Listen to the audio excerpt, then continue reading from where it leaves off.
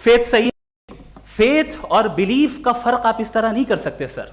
Faith सही भी होता है, गलत भी होता है, बिलीफ सही भी होता है, गलत भी होता है। जो लॉजिक, रीजन और एविडेंस से बैक्ड होगा वो फेथ सही होगा। और आप जिस फेथ की बात कर रहे हैं कि इलॉजिकल है और उसके पीछे नहीं है, तो we are on the same page.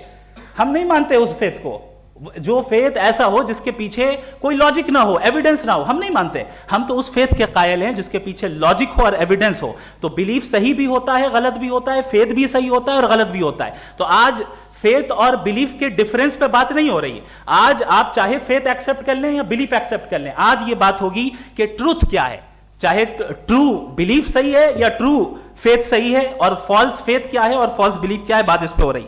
दूसरी चीज इन्होंने पूछा, स्टुपिडिटी फिर क्या है? अगर फेथ, रिलीजन स्टुपिडिटी नहीं है तो और क्या है? चूंकि फेथ का मुतालबा करते हैं तो स्टुपिडिटी क्या है? मैं कहता हूं स्टुपिडिटी एथिज्म है। उसकी वजह यह है कि आप एक सड़क पे जा रहे हो और आप किसी गार्डन में जाएं और देखें वहां लिखा है फूलों के साथ, I love Javed Akhtar, and I really do, I love you sir. So जब आप वहां पर पहुंचे तो वहां पहुंचकर अब ये बताएं, क्या आप ये कहेंगे वाह व्हाट अ नेचुरल सिलेक्शन? ये क्या नेचुरल सिलेक्शन है? नहीं, ये प्रिसाइजली डिजाइंड है, इसके पीछे डिजाइनर है। लिहाजा अगर कोई एक ऐसी कॉमन सेंस की बात को कबूल नहीं कर रहा है कि यूनिवर्स जो इतने प्रिसाइजली काम कर रहा है, हम कह दें कि खुद ब खुद बन गई, मैं समझता हूं इससे बड़ी स्टुपिडिटी और कुछ नहीं है। ये रैशनल चीज है। फिर हमारे सर ने कहा कि आपने बॉल पे फोकस किया, आइलैंड पे फोकस नहीं किया। अरे आइलैंड को किसने बनाया, यही समझाने के लिए तो बॉल की मिसाल दे रहा हूं। और बॉल भी कॉन्टिंजेंट है, आइलैंड भी कॉन्टिंजेंट है, दोनों नेसेसरी बीइंग का मुतालबा करते हैं। आगे इन्होंने कहा कि नेचर में कोई इंसाफ नहीं है, हम डिसाइड करते हैं कि मोरालिटी क्या होती है, इंसाफ क्या होता है, हम डिसाइड करते हैं। जैसे ड्राइविंग सीट में ट्रैफिक वाला, ये तो किसी खुदा ने नहीं कहा, ये है, इसे कहते हैं फॉल्स इक्विवेलेंस। ये एक लॉजिकल फेलेसी है। आपने जो है मिसाल दी ड्राइविंग की और ट्रैफिक की, ये सब्जेक्टिव मोरालिटी है।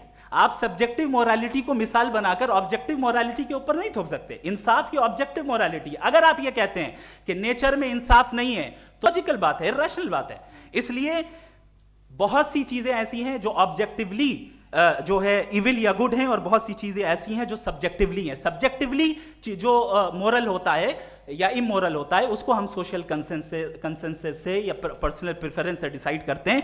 लेकिन जो ऑब्जेक्टिव मोरालिटी है, जिसमें इंसाफ आया, जो इन्होंने बार बार रिपीट किया, ये ऑब्जेक्टिव है, सब्जेक्टिव नहीं है। अगर आप कहते हैं ये सब्जेक्टिव है, तो मेरा सवाल आपसे ये है, क्या सोशल कंसेंसस के जरिए अगर जुल्म को सही करार दे दिया जाएगा तो आप जुल्म को जस्टिफाई करेंगे?